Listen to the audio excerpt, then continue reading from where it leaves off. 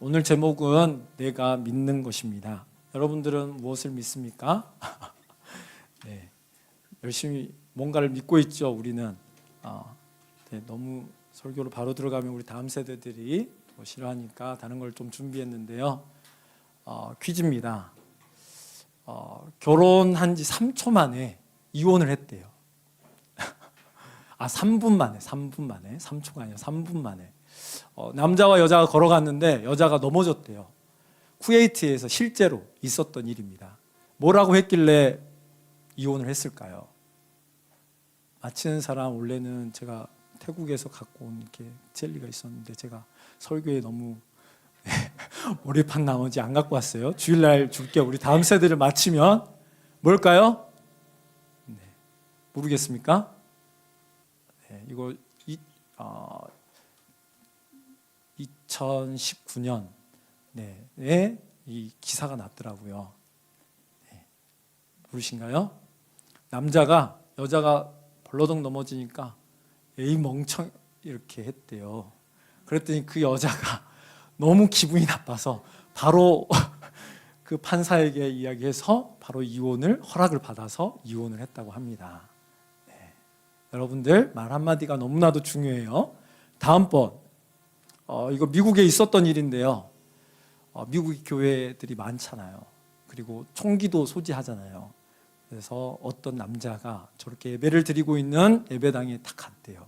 총을 들고 예배당에 저기 탁 들어오면 어떨까요? 여러분들 다 쳐다보면서 어떨까요? 마음이. 네. 어떤 친구가 이렇게 소그룹 하고 있는 흑인 8명, 9명을 최근에 죽였더라고요. 그런 것처럼 너무 무서울 거 아니에요? 예배당에 딱 들어오니까 사람들이 다 그 사람을 보고 막 벌벌벌 떨었겠죠. 목사님이 한마디 했더니 그 사람이 회개하고 총을 내려놓고 다시 새 삶을 살았대요. 어떤 말을 했을까요? 미국이니까 영어로 했겠죠. 뭘로 이야기했을까요? 네. 홍은혜 선생님 뭘 들었군요. 네. 역시. 네. 그 사람이 이제 약간 무슨 증후군에 걸려서 자기밖에 없는 줄 알고 다른 도와줄 사람도 없고 그래서 자기가 죽으려고 했대요. 그래서 다 싸워 죽이려고 했는데 내가 당신을 뭘 도와드릴까요? 라고 목사님이 이야기하니까 그 사람의 마음이 확 풀어지면서 회개하면서 바뀌어졌대요. 네, 그런 일들이 있었어요. 여러분들 그런 것처럼 말이 정말 중요해요. 네. 목사님이 잠깐 17박 19일 다녀온 것 같아요. 태국을 갔다 왔는데 태국 이야기를 안 하면 안 될 것 같아서 잠깐 보여줄게요. 목사님이 이게 절 중에 가장 오래되고 멋진 사진을 하나 찍었습니다. 제일 큰 절이라는 뜻의 이름이었는데 제가 까먹었어요. 네, 그런 절이고 태국은 절이 가는 곳마다 있어요. 전쟁이 없었대요. 태국의 왕이 너무 잘 지혜롭게 합의를 했든지 땅도 내어주고 막 이렇게 하면서 전쟁이 없어서 고대의 절들이 되게 많은데 전쟁이 한 번도 일어나지 않으니까 그런 고대의 물건들이 많은데 특별히 절이 엄청 많아요. 그냥 가면 자연적으로 기도가 돼요. 한 5분만 걸어가면 절이 하나 있어요. 엄청. 네. 그 정도로 절이 많아서 절 몇 개의 사진을 찍었습니다. 가면서 되게 많이 기도가 되더라고요. 그리고 절에는 다 금으로 다 발라져 있어요. 이렇게.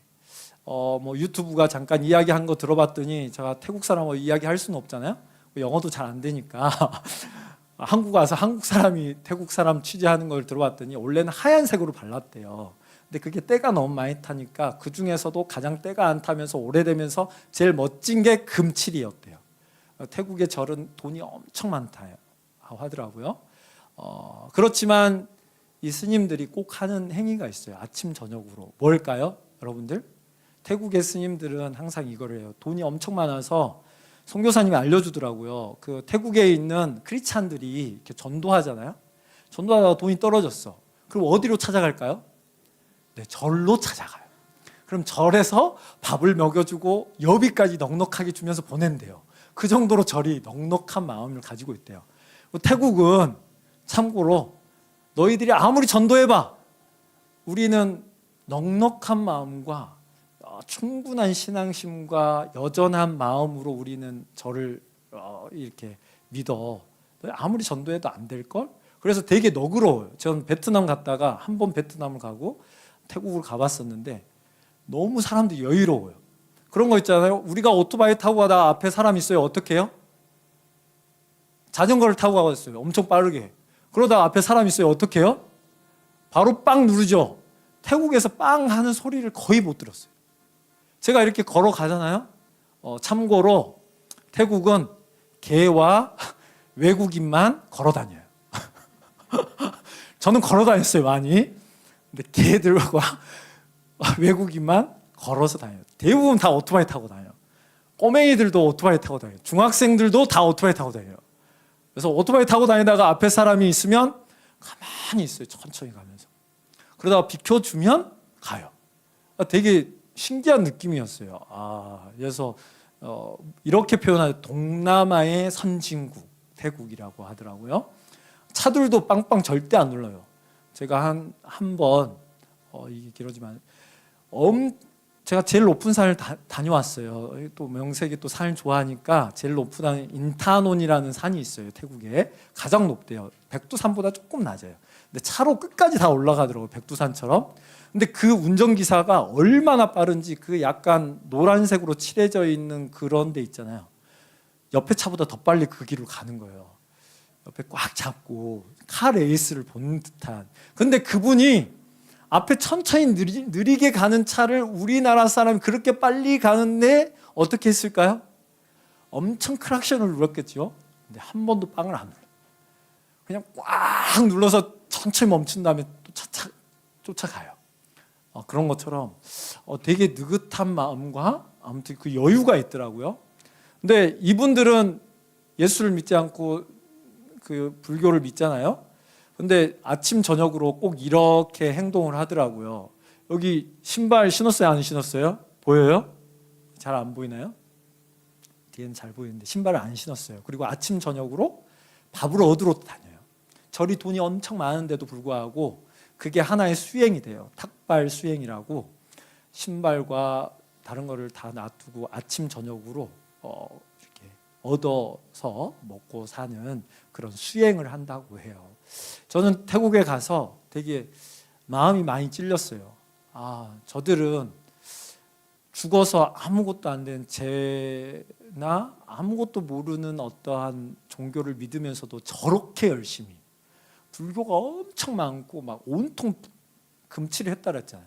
어마어마한 돈을 이렇게 하면서까지 그들은 그 허황된 신을 믿고 있는데 나는 예수 그리스도 나를 위해서 죽어주신 그 분을 위해서 이렇게까지 열심히 하나라는 되게 많은 찔림이 곳곳에서 좀 있었습니다. 그래서 여러분들과 좀 나누고 싶었고요. 오늘 말씀 본문 이거 먹을 거를 이야기 안 했네요. 먹을 게 있어요. 여러분들이 이거 좋아하나요? 요번에 가서 먹었어요. 그런데 이게 과일 중에 제일 과일의 왕이라고 부르는데 너무 비싸서 한 조각 먹고 왔어요. 다른 과일을 엄청 많이 먹었거든요. 그리고 제가 못 먹어본 음식이 있어요. 요번에 태국에 가서 고수를 작정하고 먹기로 했어요. 제가 오랜 기간 머물러야 되니까 현지식으로 먹었어요. 2,000원짜리 쌀국수 이런 거 있잖아요. 그래서 2,000원에 엄청 배부르게 먹었거든요. 근데 이거는 도저히 못 먹겠더라고요. 여러분들 이거 보여요? 이게 벌집에 이게 애벌레가 다 있는 거예요. 근데 그거를 이게 통에 쪄요. 단백질처럼 이렇게 쪄서 우리나라 번데기처럼 이렇게 쪄서 그걸 못 먹겠더라고요. 또 못 먹는 게 있었어요.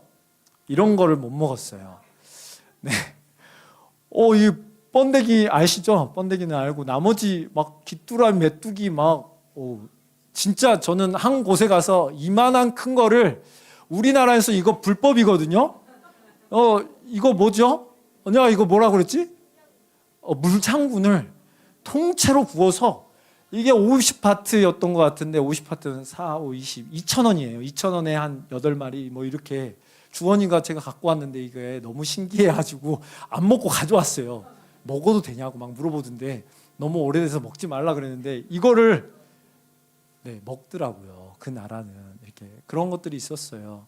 그래서 여러분들하고 자, 태국 이야기 잠깐 하면서 오늘 설교를 좀 준비했는데 잠이 확 깨죠. 이제 말씀을 시작하려고 해요. 오늘 말씀을 보니까 오늘 시작되는 말씀은 매 7년 끝에 빚을 면제해 주라고 했어요. 누구든지 이웃에게 돈을 꾸어준 그 사람은 그 빚을 면제해 주라는 거예요. 그러니까 가난한 사람은 부자에게 돈을 막 꾸다가 7년째 돼서 어떻게 돼? 그게 사라질 수가 있다라는 거예요. 목사님도 한 2천만 원 빚진 친구가 한 명 있는데 이 친구가 이 말씀을 좀 봤으면 좋겠네요. 근데 그렇지는 않고 아무튼 그런 것처럼 빚을 냈는데도 불구하고 줘버리라는 거예요. 그냥. 그런데 그 밑에 보면 자, 동족에게는 면제해 주되 이방인은 갚으라고 할 수 있다라는 거예요. 그런데 당신들 4절에 보면 당신들 가운데 가난한 사람이 없게 하라는 거예요. 이게 하나님 명령인 거예요. 여러분들 가운데 가난한 사람이 없게 하래요. 우리 다음 세대들은 공부를 못하는 사람이 없게 하라는 거예요. 똑같은 거예요. 어떤 사람 공부를 잘하고 어떤 사람 공부 못하잖아요. 공부 잘하는 사람은 공부 못하는 사람을 위해서 시간과 물질을 다 써서라도 이 사람을 어떻게 공부 잘하게 도와주라는 거예요. 그게 하나님의 명령이라는 거예요. 왜? 하나님께서 당신들에게 유산으로 주어 차지하게 하는 그 땅이기 때문에 그런 거예요. 아직 이 땅을 정복했어요? 안 했어요? 아직 정복되지 않는 그 땅에 들어가면 이렇게 하라는 거예요.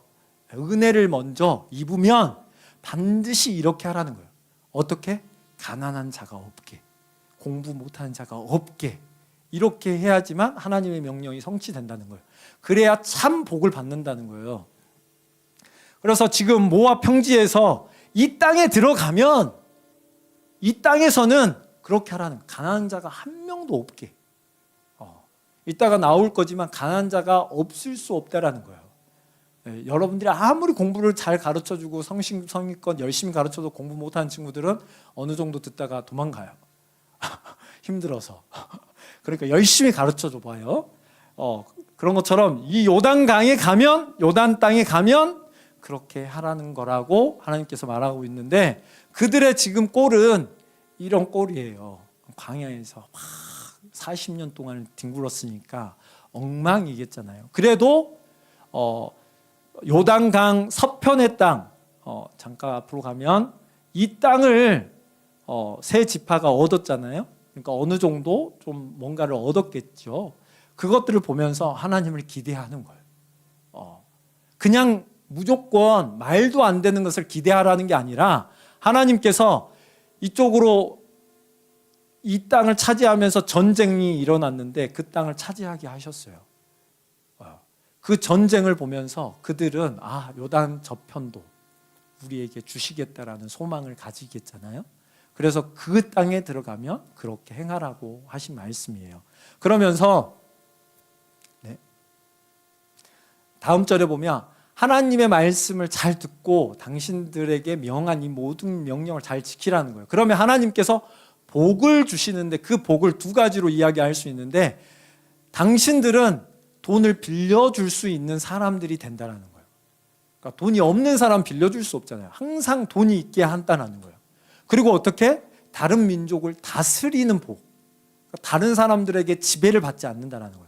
그러니까 꾸지 않고 다스림을 받지 않는 복을 주신다는 거예요. 결국은 여러분들이 하나님의 명령을 잘 들으면 누가 여러분들을 다스리는 게 아니라 여러분이 다스리는 지혜와 명철과 그런 모든 것들을 주시겠다라고 약속하신다라는 거죠. 그러면서 9절로 뛰어넘었는데 마음이 악한 생각을 하지 말라는 거예요. 이제 다음 해에 빚이 있으니까 갚아야 되는 시기가 돌아왔는데 그 7년째 돈을 빌리는 거예요. 막 엄청 많이. 근데 그 7년째의 마음을 완악하게, 마음을 인색하게 함으로 인해서 악을 저지르지 말아요. 그러니까 돈을 빌려주는데 인색하게 하면 안 된다는 거예요. 자기가 가지고 넉넉하게 가지고 있으면 넉넉하게 줘야 된다라고 하나님께서 말씀하시는 거예요. 왜 그러냐라고 했을 때 이렇게 말하고 있어요. 그 빌리러 온 사람이 하나님께 호소하면 당신은 죄인이 돼버린다고. 저 사람이 하나님 많으면서도 저에게 빌려주지 않습니다. 제가 이렇게 가난한데 말입니다. 이렇게 하면 그 부자는 하나님의 죄인이 된다는 거예요.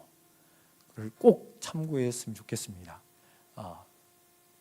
그러면서 반드시 그에게 구워 주어야 되는데 어떻게? 아끼지 말고 아깝다고 생각하지 말고 넉넉하게 구워 주라는 거예요. 너의 손을 확 펴라는 거예요. 움켜쥐지 말고.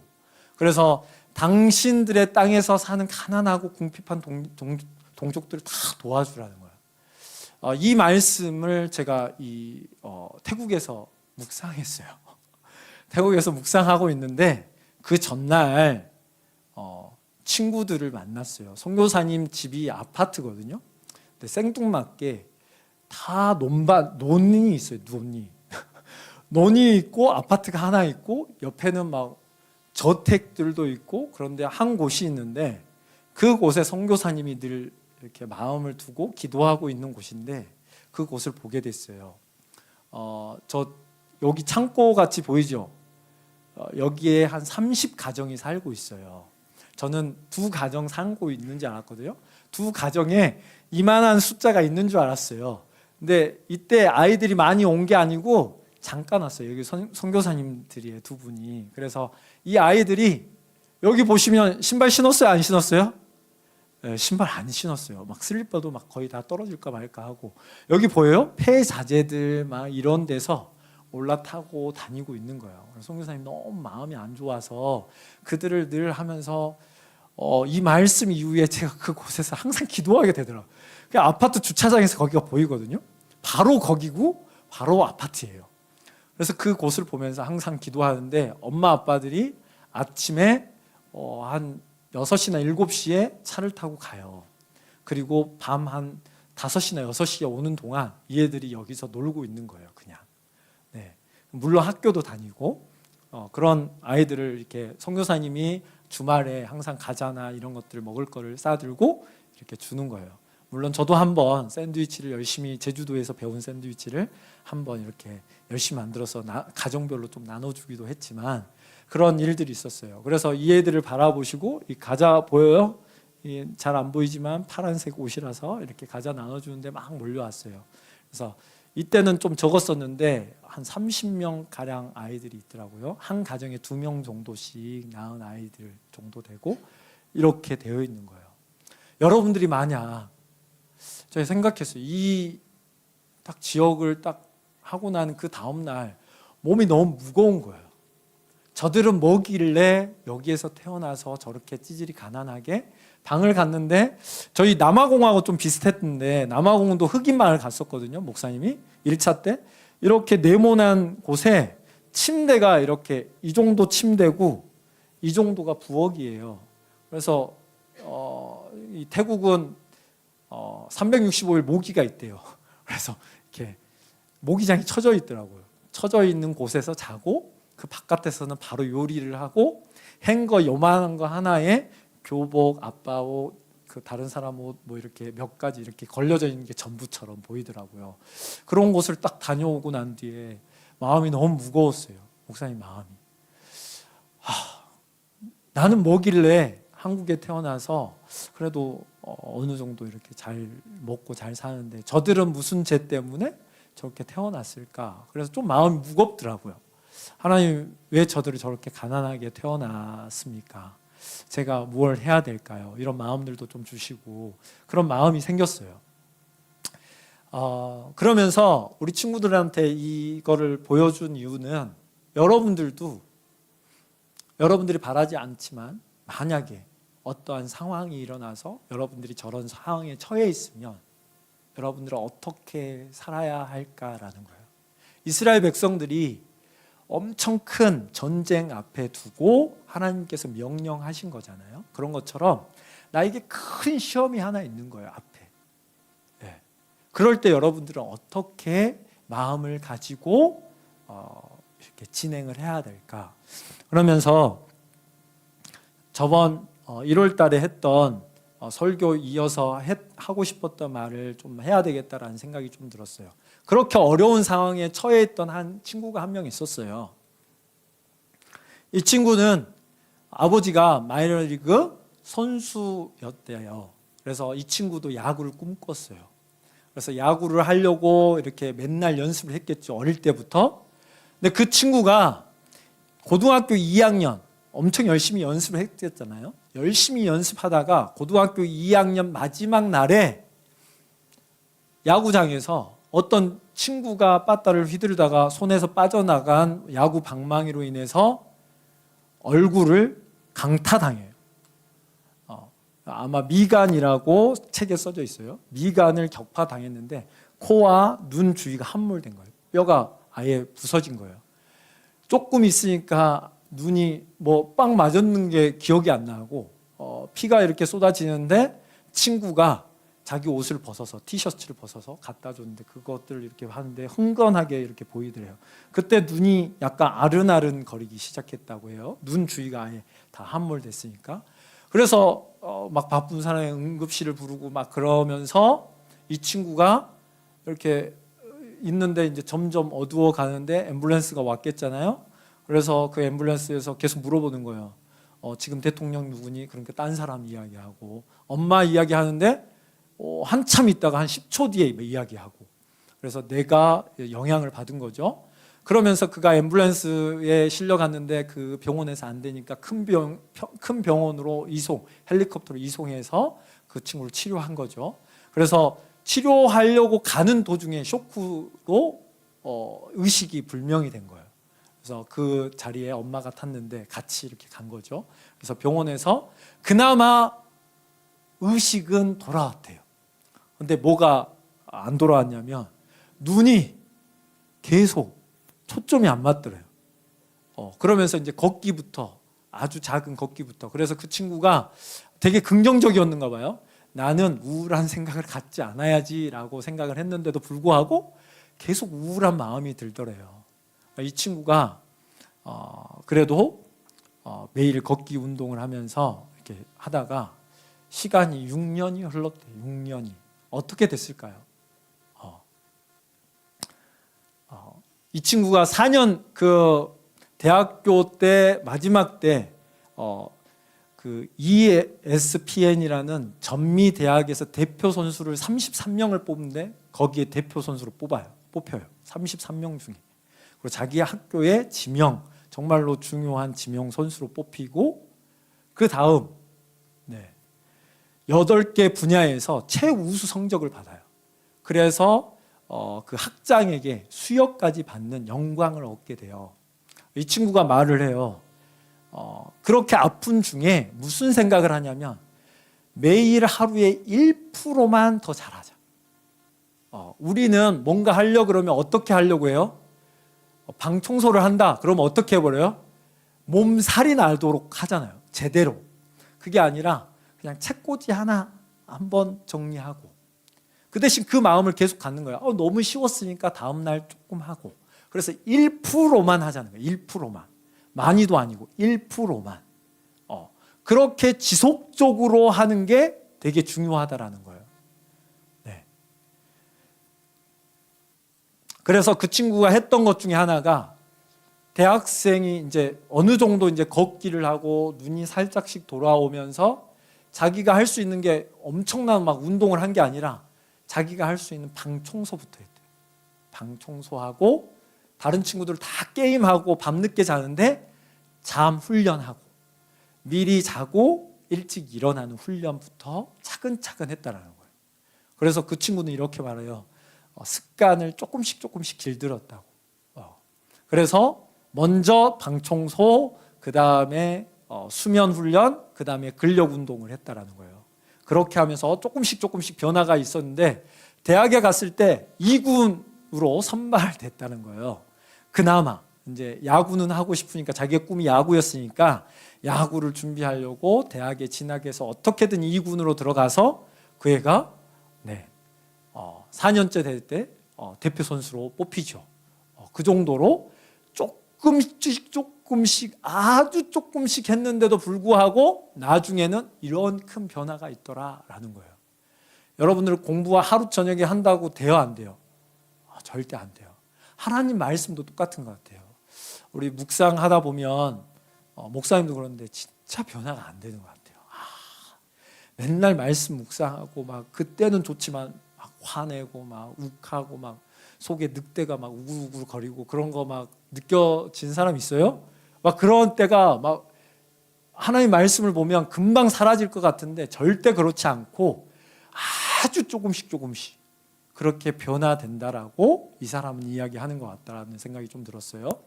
그래서 그 친구가 매일 그렇게 하다 보니까 자신감이 생기다라는 거예요. 매일 청소도 하고 매일 자기가 하던 것들에 대한 훈련을. 그래서 이 책에서 이야기하는 것 중에 한 가지가 많은 시간을 해야 되는 예전에 1만 시간 법칙 이런 거 있었는데 그게 아니라 얼마만큼 많은 횟수를 했는가, 그 속에서 얼마만큼 성공을 했는가, 이게 되게 중요하다라는 거예요. 그래서 아주 작은 일에 성공을 하다 보면 자신감이 생기고 하고 싶고 매일 하게 된다라는 거예요.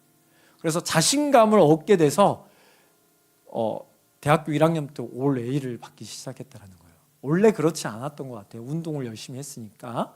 그렇지만 그렇게 하다 보니까 매일 작은 습관으로 그 친구가 정말 열심히 매일 작은 습관으로 하다 보니까 매 수업에 충실해서 그런 성적을 받았다라고 해요. 그래서 그 사람이 이야기하는 첫 번째가 분명하게 만들라라고 이야기해요. 그래서 습관을 하되 어떻게 할 건지, 예를 들면 나는 건강하고 싶어, 나는 몸을 만들고 싶어, 나는 다이어트를 하고 싶어, 다이어트 시작한다고 되는 게 아니라는 거예요. 아침에 나는 사과와 아몬드 몇 알, 그 다음에 뭐 우유를 한 잔 먹겠어. 그렇게 정확하게 그런 이야기들을 통해서 내가 어떻게 해야 되냐, 나는 저녁에 공부할 거야, 아니 어떤 공부를 어떻게 할 건지를 정확하게 쓰라는 거예요. 영어를 20분 매일 하겠어. 이렇게 차근차근 조금씩 하라는 거예요. 조금씩 언제 어디서 어떻게 할지를. 그 다음에 매력적이게 만들라는 거예요. 성공적인 습관을 계속해서 만들어서 그것들을 할 때 기쁨이 있게 하라는 거예요. 그래서 이것들을 했을 때 보람을 느끼게끔, 나에게 또 때로는 부모님이 계속해서 칭찬할 수 있도록. 그래서 저번에 제가 말했는데 66 법칙 이야기 했잖아요. 66일을 하면 영국에서 조사를 했는데 모든 평균적으로 66일을 하면 습관이 들어진다고. 그래서 어떤 셀장님이 열심히 하다가 갑자기 여행 때문에 잠깐 멈춘 것 같아요. 그래서 마음이 좀 안타까웠는데 아무튼 66일을 열심히 하려고 했던 것 같은데 저도 열심히 지금 열심히 하고 있습니다. 그런 것처럼 하면서 성과를 그 보상으로 주라는 거예요.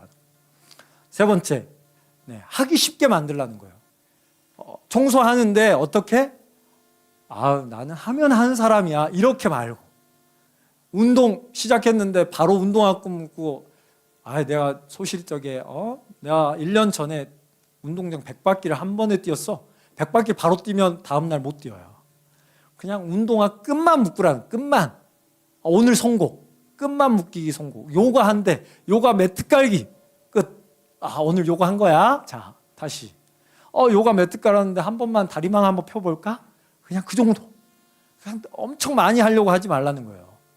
그러면서 뭘 올리라? 성공을 올리라. 나는 오늘 해냈어. 해냈구나. 그런 생각들을 계속해서 만들라는 거예요. 그래서 뭘 해도 부정적인 생각이 갖지 않도록. 그러면서 만족스럽게 만들라는 거예요. 자기 스스로를. 그래서 우리는 뭘 하든 자기 스스로 만족하게 해야 되는데, 제가 원래는 말에 관련돼서 좀 하고 싶었는데 그걸 다음번에 하고 싶은데, 유재석이 이적과 함께 노래 작사 작곡한 게 하나 있어요. 말하는 대로 혹시 들어봤어요? 유재석이 놀면 뭐하니에서 그때 이제 가사를 써서 이적이 곡을 붙여서 말하는 대로 이렇게 했는데, 20살 때 나는 왜 안 되지? 해도 안 되네? 안 되네가 입에 붙어서 그 사람이 지금은 국민 MC로 어마어마한 돈을 벌면서 인기를 누리고 있지만 아무것도 못했던 신인 시절이 있었어요. 근데 그가 변화됐던 계기가 어떤 사람의 말을 듣고 자기의 말을 바꾸고 생각을 바꾸어서 그렇게 됐다라는 거예요. 그런 것처럼 우리의 생각을 바꿔야 된다는 거예요. 생각을 바꾸면 뭐가 바뀌어? 말이 바뀌는 거예요. 네. 그러면서 이 친구가 제임스 클리어라는 친구예요. 그래서 아주 작은 습관의 힘이라는 책 한 권을 써냈는데 그게 자기 개발서로 가장 짧은 시간에 엄청난 많은 판매를 기록하고 있다라고 알고 있어요. 그래서 우리는 그러면 어떻게 해야 되느냐라는 생각이 좀 들었어요. 우리도 변화하고 싶고 예수님 잘 믿고 싶잖아요. 근데 막 성경 읽으라면 막 3장씩 막 5장씩 또 때로 10장씩 막 읽으려고 하는데 그게 아니라 성경을 오늘 펴서 한 절만 읽자. 매일 한 절만 읽자. 그거를 열흘 동안 해보는 거예요. 아, 열흘 성공했네. 한 절 폈는데 한 절 읽기에 좀 심심하니까 2절 읽어볼까? 2절 성공. 아, 내가 하니까 잘 되네. 잘 되니까 더 하고 싶고. 원래 잘하는 거는 뭐 하고 싶어요? 하고 싶어져요. 그래서 그 성공의 기록으로 말미암아 잘할 수 있도록 자기의 삶을 꾸려가야 된다는 거예요.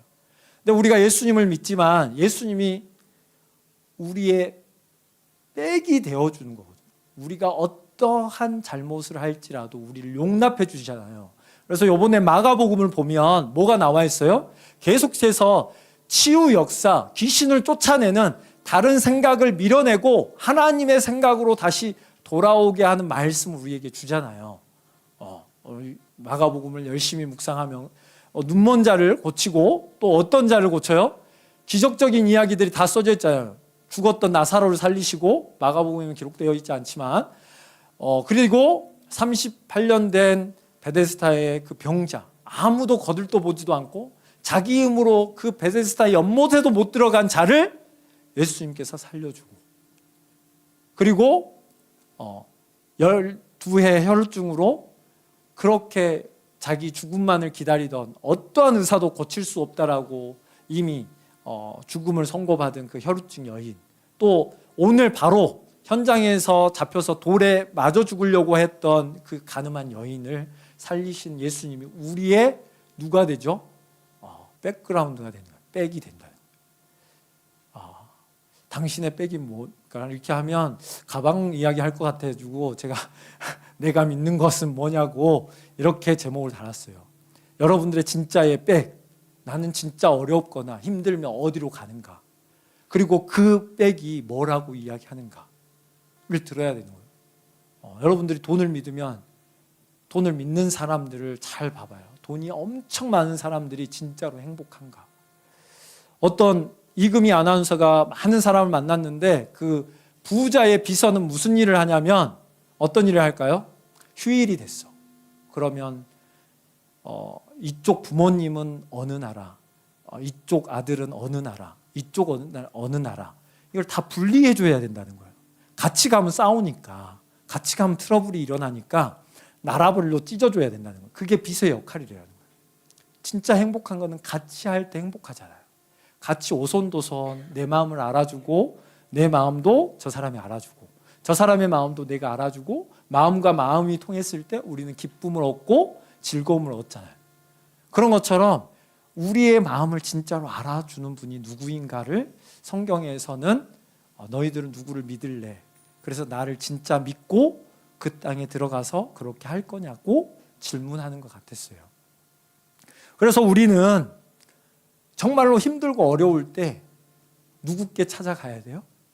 예수님께 찾아가야 된다라고 성경은 기록하고 있어요. 그래서 마태복음 11장 28절에 써져 있죠. 수고하고 무거운 짐진 사람은 모두 내게로 오너라. 내가 너희를 쉬게 하겠다.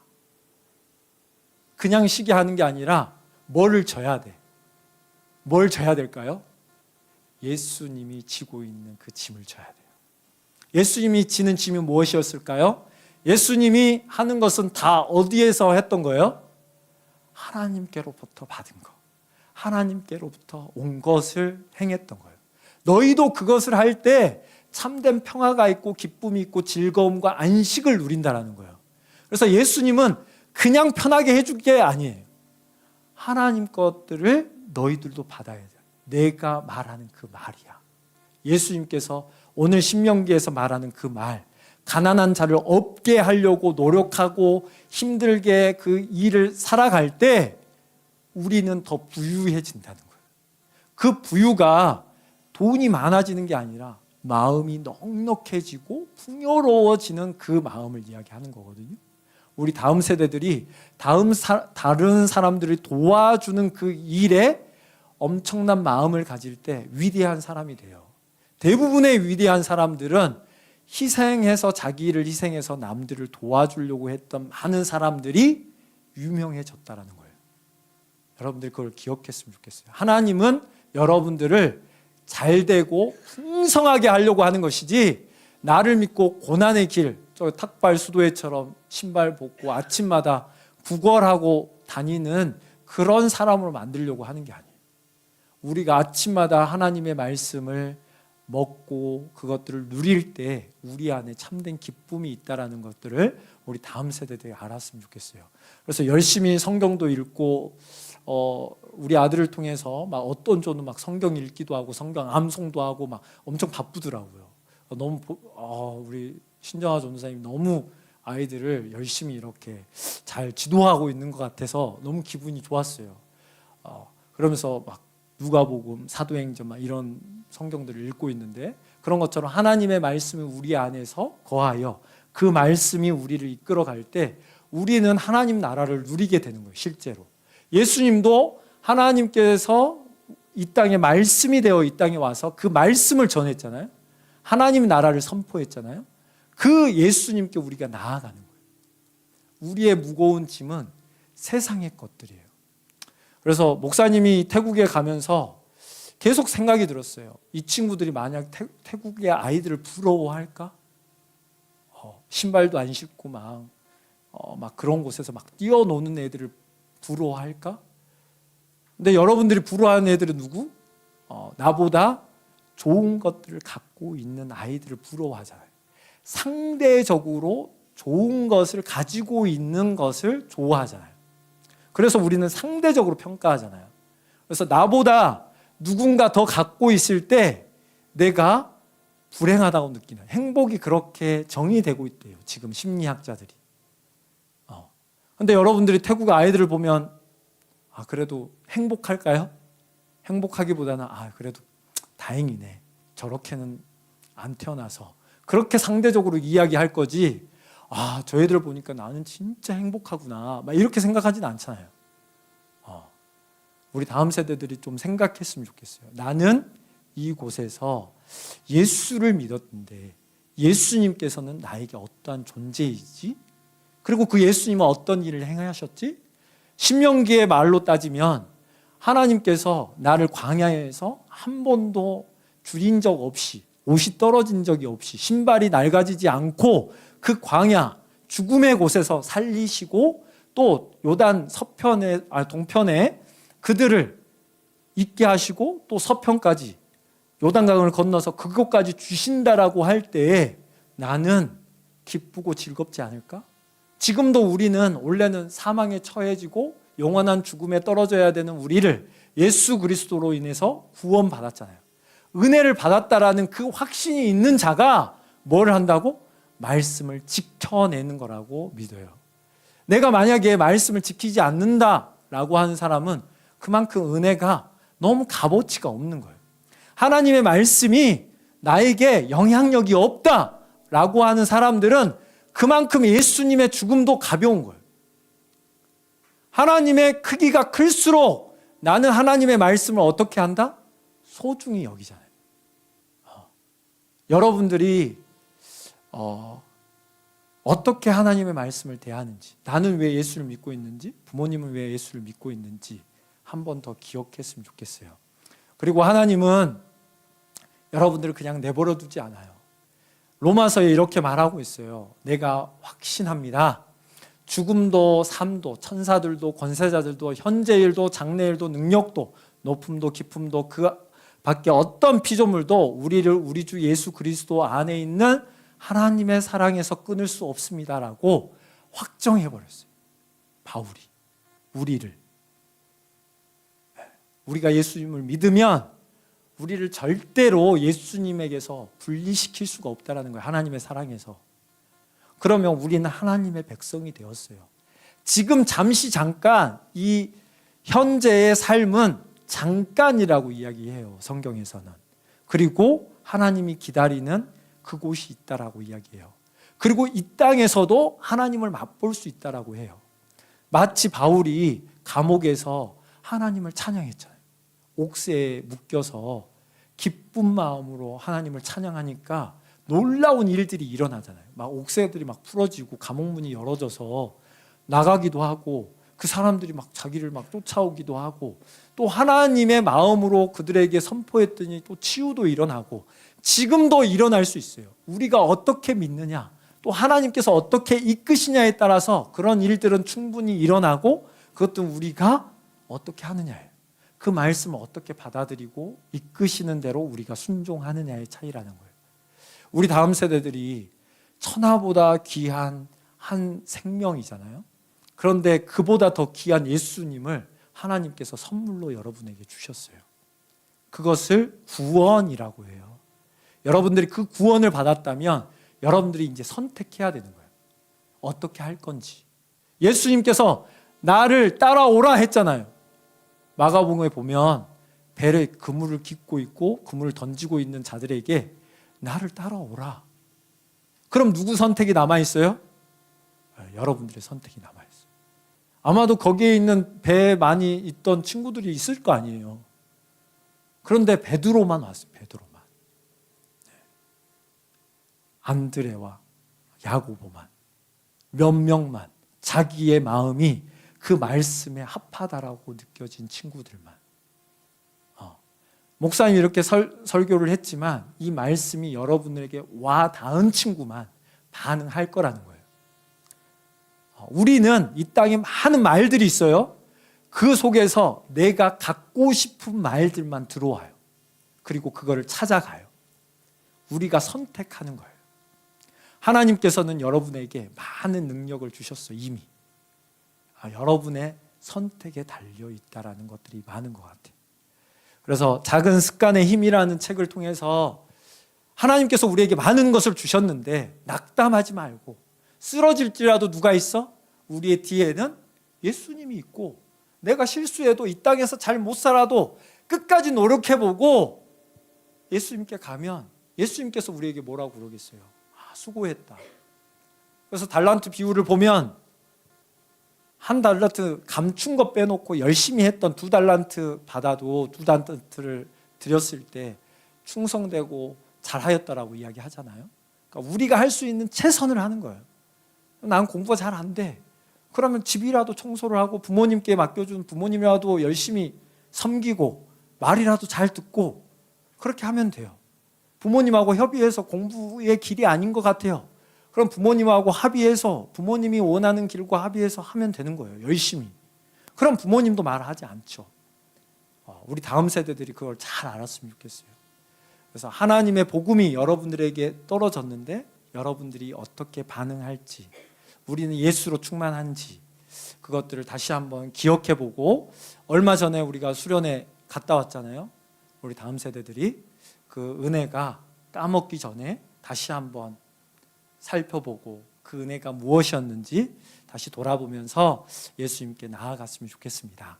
우리 같이 아까 제일 마지막 곡